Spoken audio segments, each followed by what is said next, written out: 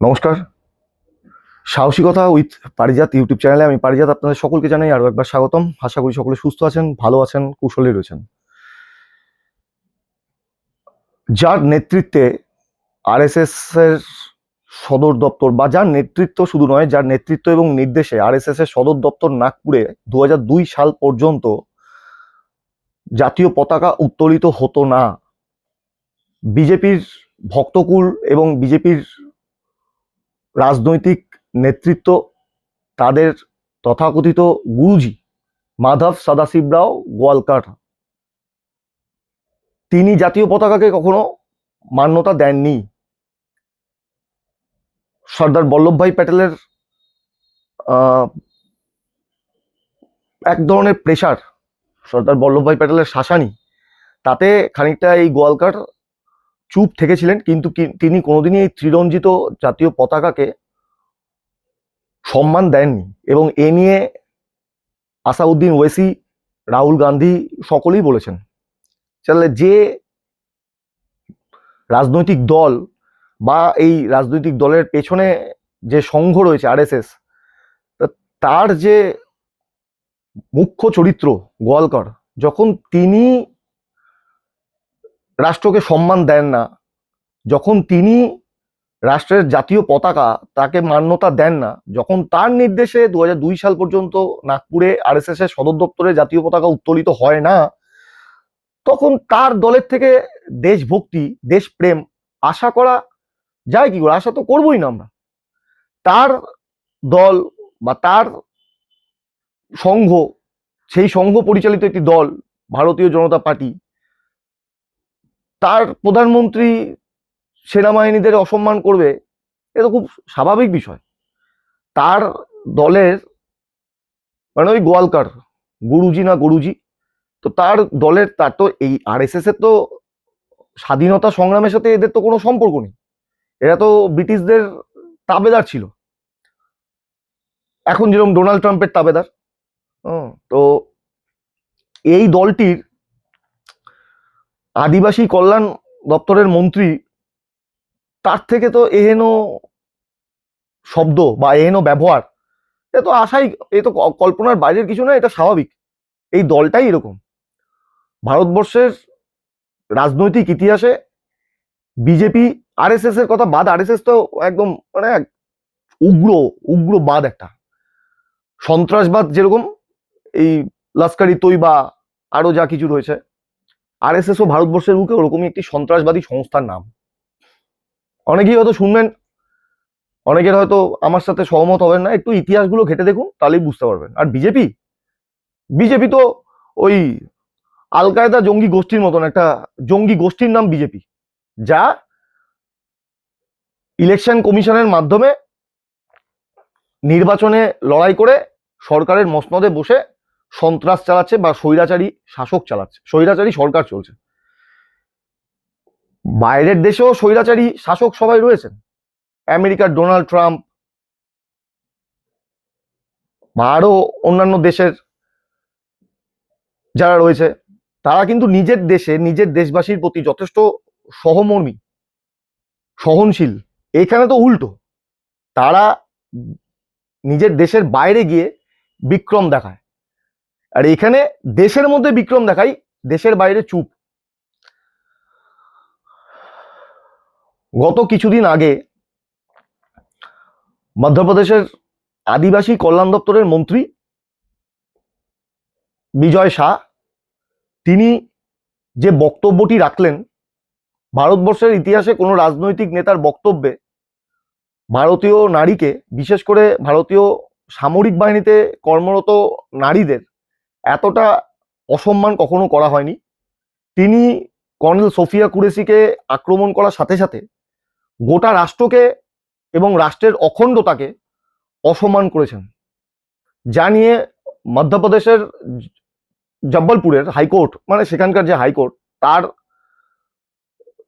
প্রধান বিচারপতি, সেই হাইকোর্টের, মধ্যপ্রদেশের হাইকোর্টের প্রধান বিচারপতির যে বেঞ্চে যে মামলাটি চলেছিল, হাইকোর্টের বিচারপতি বলেছেন যে এটি অত্যন্ত দুর্ভাগ্যের এবং এফআইআরও দায়ের করতে বলা হয়েছে।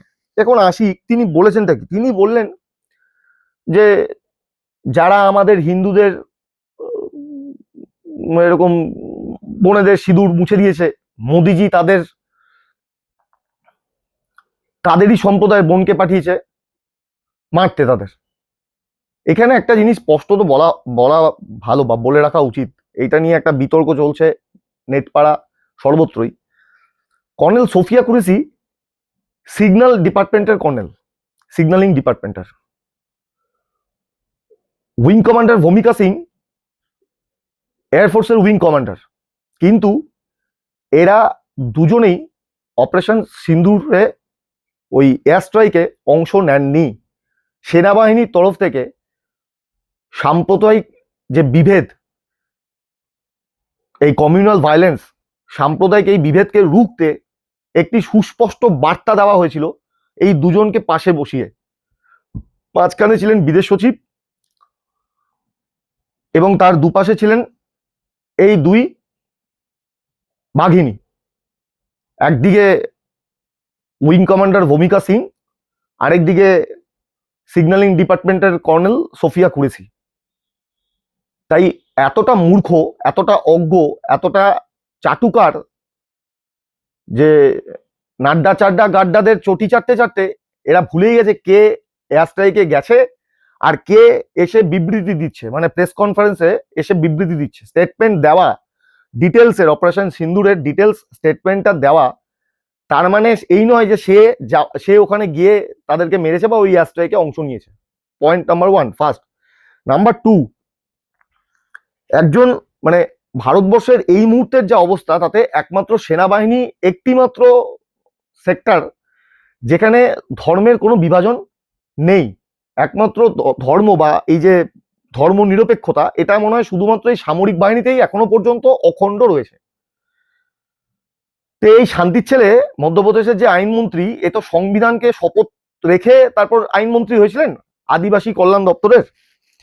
তো সেই শান্তির ছেলে সংবিধানকে সাক্ষী রেখে শপথ নিয়ে মন্ত্রী হয়ে সাংবিধানিক পথ, সাংবিধানিক প্রতিষ্ঠান, সেখানে বিভাজন নীতি করলো। হাইকোর্ট এফআইআর করার নির্দেশ দিল, সুপ্রিম কোর্ট তাকে সজোরে থাপ্পড়টা মারলো যে আপনি ক্ষমা চান। কিন্তু ক্ষমা চাইলেই তো হবে না, প্রথম তো ক্ষমা চাওয়া উচিত তার দলের সভাপতি ওই নাড্ডাজির, জগৎ প্রকাশ নাড্ডা, জেপি নাড্ডা। দ্বিতীয় ক্ষমা চাওয়া উচিত মাননীয় নরেন্দ্র দামোদর দাস মোদী, ওই শুভেন্দু অধিকারীর যশস্বী প্রাতঃস্মরণীয়, কি স্মরণীয় সে তো দেশবাসী দেখছে, প্রাতঃস্মরণীয় না বাথরুমে বসে স্মরণীয় সে দেশ দেখছে। হতে পারে আমার দেশের প্রধানমন্ত্রীর চেয়ারকে আমি সম্মান জানাই, কিন্তু ব্যক্তি সন্ত্রাসবাদী নরেন্দ্র মোদী এতটা নিম্ন রুচির একটি মানুষ যে এখনো পর্যন্ত মধ্যপ্রদেশের মুখ্যমন্ত্রীকে দিয়ে বা বলা করিয়ে বা শাসন করে তাকে ওই ক্যাবিনেট থেকে সরাতে সরায়নি। অমিত শাহ স্বরাষ্ট্রমন্ত্রী দুঃখ প্রকাশ করেননি। একটা টু শব্দ শোনা যায়নি প্রতিরক্ষা মন্ত্রী রাজনাথ সিং এর মুখ থেকে। এই অপমান, রাষ্ট্রের অপমান। কর্নেল সোফিয়া কুরেশিকে সন্ত্রাসবাদীদের বোন আখ্যা দেওয়া মানে গোটা সেনাবাহিনীকে সন্ত্রাসবাদীদের, গোটা সেনাবাহিনীতে যত এই, আমি নাম নিচ্ছি না, নাম নেওয়া উচিত নয়, কারণ সেনাতে অখণ্ডতা, সেনা ধর্ম নিরপেক্ষ। আর প্রত্যেকটা দেশের খনিজ সম্পদ তো পরে, আগে প্রতিটা দেশের মূল এবং প্রধান সম্পদ সেই রাষ্ট্রের সেনাবাহিনী। সেই সেনাবাহিনীর ভেতরে যে অখণ্ডতা রয়েছে তা খণ্ডন করার জন্য যে উক্তি মধ্যপ্রদেশের এই মন্ত্রী শান্তির ছেলে সেদিনকে বলেছেন, ক্ষমার অযোগ্য। ক্ষমা 10 বার কেন 10,000 বার ক্ষমা চাইলেও তা ক্ষমার অযোগ্য। আর তা নিয়ে চুপ, গদি মিডিয়া চুপ। এই যে বাচ্চা মেয়ে, ছোট পুচকে মেয়ে হঠাৎ করে সাংসদ হয়ে লম্বা লম্বা বড় বড় কথা, সেই রানাওয়াত আজ চুপ কেন? প্রয়াত বিদেশমন্ত্রী সুষমা স্বরাজের মেয়ে বাসুরি স্বরাজ আজ চুপ কেন? একজন মহিলা হয়ে এদের মুখ চুপ কেন? কেন চুপ? মহিলা হয়ে নির্মলা সীতারামনের চুপ মুখ, মহিলা হয়ে কেন চুপ স্মৃতি ইরানির মুখ, মহিলা হয়ে কেন চুপ লকেটের মুখ, মহিলা হয়ে কেন চুপ অগ্নিমিত্রার মুখ? তাহলে আজকে এরা কেউ আর মহিলা নেই? মহিলাই তো আছেন। কর্নেল সোফিয়া কুরেশি একজন মেয়ে, বীরাঙ্গনা তিনি, তাকে বলছে সন্ত্রাসবাদীদের বোন। মানে ইসলামের থাকা মানুষদের অপমান অসম্মান করতে পারলে আরএসএস এবং এই বিজেপি এত আনন্দ পায়। এই যে বিজেপির হঠাৎ করে দেখছি অপারেশন সিন্দুর সাকসেস হলো বলে ত্রিরঙা পতাকা নিয়ে ওই তেরঙা যাত্রা অপেরা থিয়েটার লঞ্চ হয়েছে, রাস্তায় রাস্তায় বেরোচ্ছে। আরে তোদেরই তো বাপ, বাপ বললে ভুল হবে, ঠাকুরদা, কারণ তারপরে তো বাপ বসে আছে মোহন ভাগবত, সেও তো চুপ। আরে এদের কাছে নারীর সম্মান কোনো কালেই কোনোদিনই ছিল না। যদি থাকতো তাহলে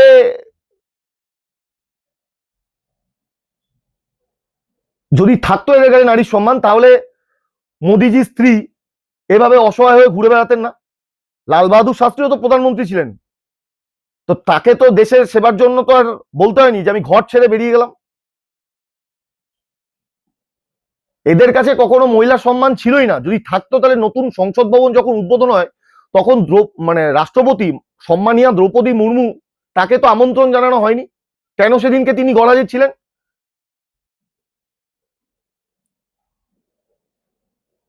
এদের কাছে মহিলা সম্মান যদি থাকতো তাহলে এই কুস্তিগির, তাকে তো কুস্তিটা ছাড়তে হতো না। কেন তিনি কুস্তিটা ছাড়লেন? এরা আবার বড় বড় কথা বলে। এক নর্তকীর সাথে বিজেপির নেতা, তার অশ্লীল ভিডিও প্রকাশ্যে। এটা বিজেপির কালচার, এটা আরএসএস এর কালচার। প্রদীপের শিখা যেখানে যত বেশি, যত বড় তার তলায় আধারটাও তত বড়। ওই কথায় আছে না, অতিভক্তি চোরের লক্ষণ। একটা গদি মিডিয়া, একটা টেলিভিশন মিডিয়া এত চিৎকার করে গলা চড়িয়ে যারা দিনরাত মোদিজি স্তুতি করছেন, তারা মোদিজিকে একবার ওই প্রশ্নটা করলেন না কেন যে আপনি মধ্যপ্রদেশের ক্যাবিনেটে এখনো ওই শান্তির ছেলেকে কেন মন্ত্রী করে রেখেছেন?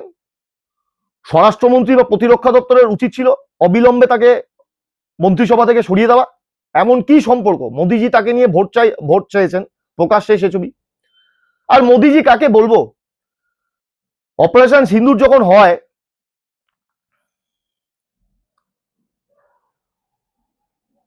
দিনভর দিনরাত দেখলাম ফেক নিউজের বহর।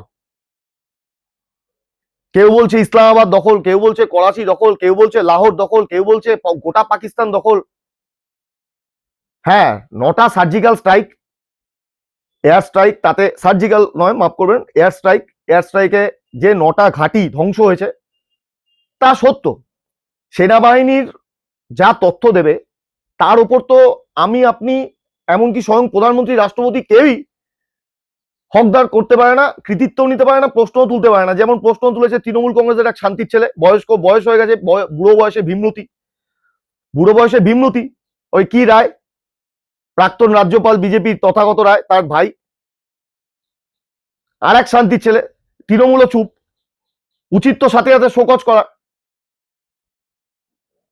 কি উন্নয়ন খায় না মাথায় দেয়, কোনো উন্নয়ন তো কোনো কিছু দেখাই যায় না। পার্লামেন্টেও চুপচাপ, কখনো সরব হতে দেখা যায় না। এসব শান্তির ছেলেদের আর কতদিন তুইয়ে তুইয়ে রাজনীতিটা চলবে? রাজনীতির একটা পবিত্র জায়গা, তো এইভাবে কলুষিত করার তো দরকার নেই রাজনীতিটাকে। তাকে বলবো,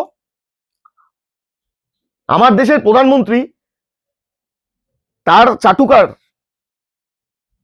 তার দলের সভাপতি নাড্ডা, বিশাল বড় বড় পোস্টার, হোর্ডিং, কখনো দেখছি ওই উইং কমান্ডার তাদের পোশাক পরে, কখনো দেখছি আর্ম ফোর্সের পোশাক পরে। আরে মোদিজি, আপনি দেশের নির্বাচিত প্রধানমন্ত্রী, মানে এই নয় যে আপনি সেনার পোশাক পরে ফুটেজ খেতে ছবি দেবেন। অপারেশন সিন্দুর নামকরণটাই তো আপনি করেছেন ব্যবসার কারণে, নির্বাচনী প্রচারের কারণে, আবেগ নিয়ে ছেলে খেলা।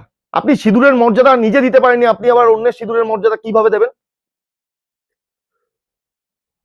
আপনি দায়িত্বে থাকাকালীন আমি অবাক হয়ে গেলাম, 3 বাহিনীর সুপ্রিমো রাষ্ট্রপতি সম্মানীয়া দ্রৌপদী মুর্মু তিনিও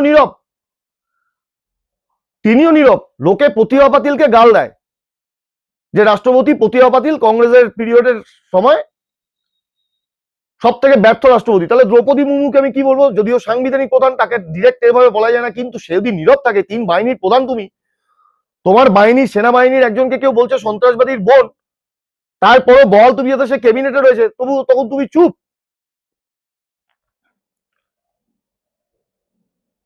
মাননীয় স্বরাষ্ট্রমন্ত্রী ইডি সিবিআই লাগিয়ে দিনরাত বিরোধীদের রাতের ঘুম কাটছে, দোষ করুক চাই না করুক। আদৌ কেউ দোষী কি দোষী নয় তার আগেই কাউকে তিহার জেলে বছরের পর বছর কাটিয়ে দিতে হচ্ছে, অথচ যে দোষ করছে প্রত্যক্ষ পরোক্ষ এবং প্রকাশ্যে একজন কর্নেল সেনাবাহিনীর, যেখানে অখণ্ডতা এখনো জারি রয়েছে, অটুট রয়েছে, তাকে সন্ত্রাসবাদীর বোন আখ্যা দিচ্ছে, তারপরেও তার জেলও হয় না। ভারতবর্ষের কটা থানায় তার নামে এফআইআর হয়েছে? পশ্চিমবঙ্গ প্রদেশ কংগ্রেসের সভাপতি ডাক দিয়েছেন থানায় থানায় এফআইআর করতে, প্রত্যেকটা থানায় গিয়ে দেখুন তো কটা এফআইআর হয়েছে, কটা ফেসবুকে এই নিয়ে প্রতিবাদ হয়েছে। আজ আপনাদের সময় এসেছে, আজ যদি আপনারা প্রতিবাদ না করেন, কাল আপনার ঘরের, আপনার ধর্ম যাই হোক না কেন, কাল আপনার ঘরের আপনার বোনকে নিয়েও এই নোংরামিটা করবে এই শান্তির ছেলেরা। আর ওই যে বলছিলাম যে বিজেপির এই তেরঙ্গা যাত্রা ভণ্ডামি, দেশপ্রেমটা ওদের থেকে শিখতে হবে না, কারণ ওদের ঠাকুরদা ওই মাধব সদাশিব রাও গোয়ালকার, MS গোয়ালকার, তিনি তো এই জাতীয় পতাকাটাকে মানতেনই না। তাহলে যে আরএসএস এর নাগপুরের সদর দপ্তর, যেখানে 2002 সাল পর্যন্ত জাতীয় পতাকা উত্তোলিত হতো না, আজ সেই আরএসএস এর দল বিজেপি হঠাৎ করে জাতীয় পতাকা নিয়ে তো মাতামাতি কেন? তুমি তোমার ব্যর্থতা ঢাকতে, তুমি তোমার মন্ত্রীকে আড়াল করতে আজ জাতীয় পতাকা নিয়ে রাস্তায় রাস্তায় নোংরামি করছো। তোমার ব্যর্থতার জন্য 26 জন 27 জন সেদিন নিহত হয়েছিল। তোমার ব্যর্থতা, তোমার অপদার্থতা এতটাই, তোমার মন্ত্রী এখনো বহাল তবিয়তে ঘুরে বেড়াচ্ছে, ক্যাবিনেটে বহাল রয়েছে। তোমার ব্যর্থতা অপদার্থতা এতটাই, তোমার দলের সভাপতি তোমার ছবি দিয়ে ভারতীয় সেনাকে অপমান করছে। ভারতের সেনার অপমান আপাত দৃষ্টিতে ভারতের অপমান, ভারতের নাগরিকদের অপমান, ভারতবর্ষের অপমান, রাষ্ট্রের অসম্মান, সংবিধানের অসম্মান, ছ্যাবলামি হচ্ছে। প্রধানমন্ত্রী মানে যা ইচ্ছা তাই বলবো? ডোনাল্ড ট্রাম্পের সামনে তো কেউ কিছু বলতে পারে না, ভক্তকুল তখন চুপ, জুজু।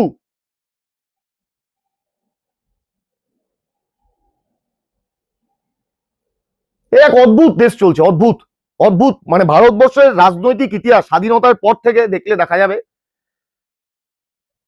এরকম নোংরা কলুষিত বছর, এরকম নোংরা কলুষিত অধ্যায়, নির্মম বর্বরচিত জঘন্য ঘৃণ্য ভারতবর্ষের রাজনৈতিক ইতিহাসে ছিল না।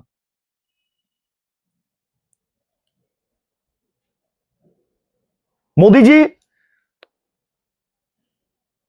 যেদিনকে এই ঘটনা ঘটলো বৈশালানে, তার পরদিন উনি গেলেন বিহারের নির্বাচনী প্রচারে,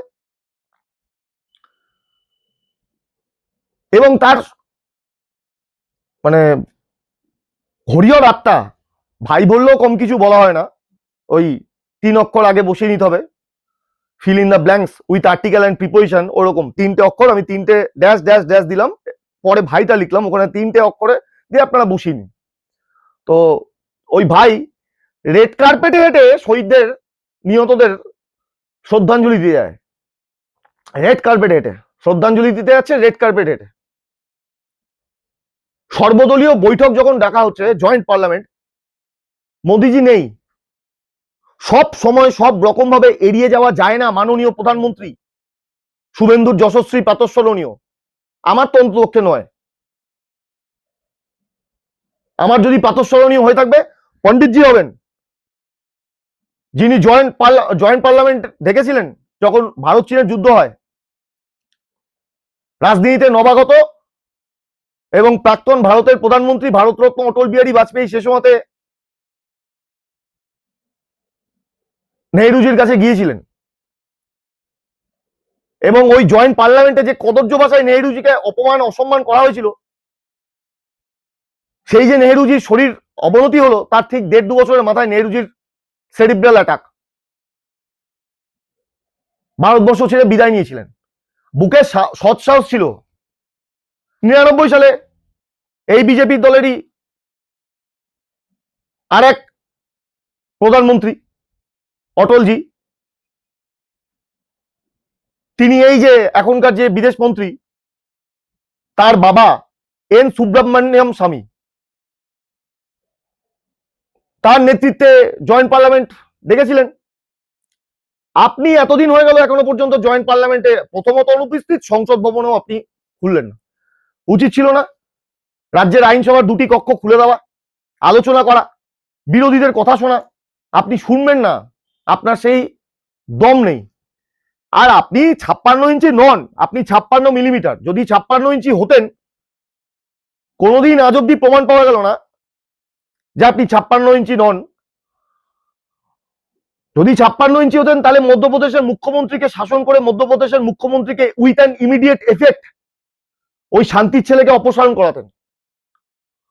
কত কার বাড়িতে ডিল হয়েছে একটু খোলসা করে বলুন না। নির্বাচনী বন্ডের মতন আবার কোর্ট যেন না বার করে দেয়, তাহলেই তো কেল্লা ফতে।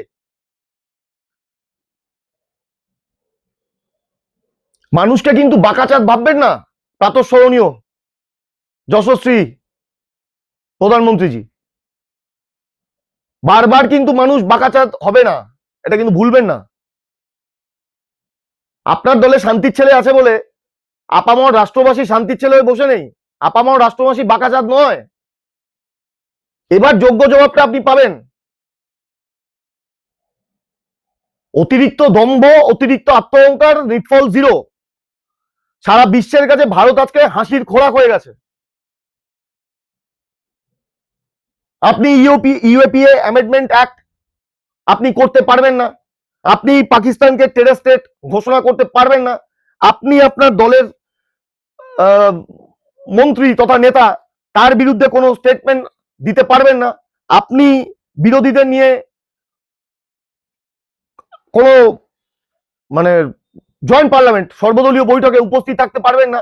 বিরোধীদের কথা আপনি শুনতে পারবেন না। আপনি পারবেন ফটো সেশন করতে।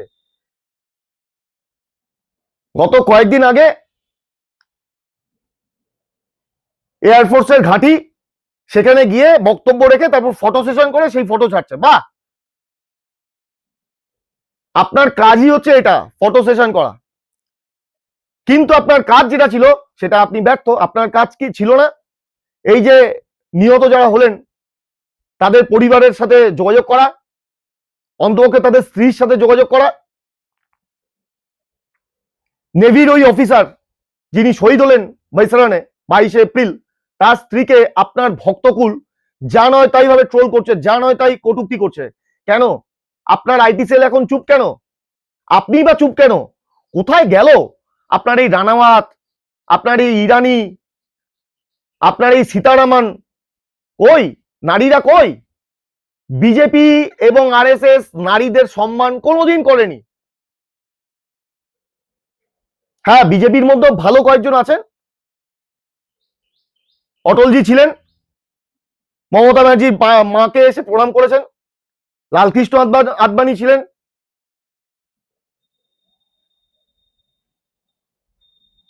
নীতিন গাডকারি আছেন। কিন্তু এই মোদি ঘনিষ্ঠ যারা রয়েছে, মূলত এই দুটি লোক,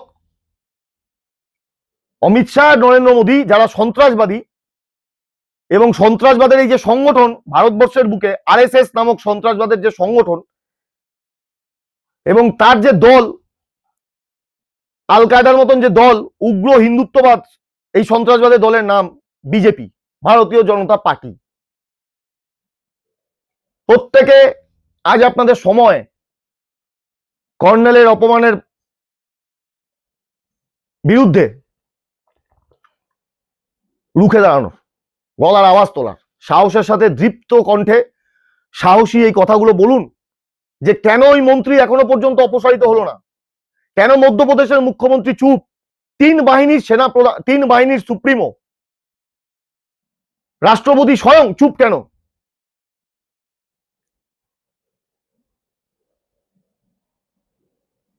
শেষ করব, দীর্ঘায়িত করব না। এটা খুব সত্যিই তাই। কর্নেলের অপমান রাষ্ট্রের অসম্মান।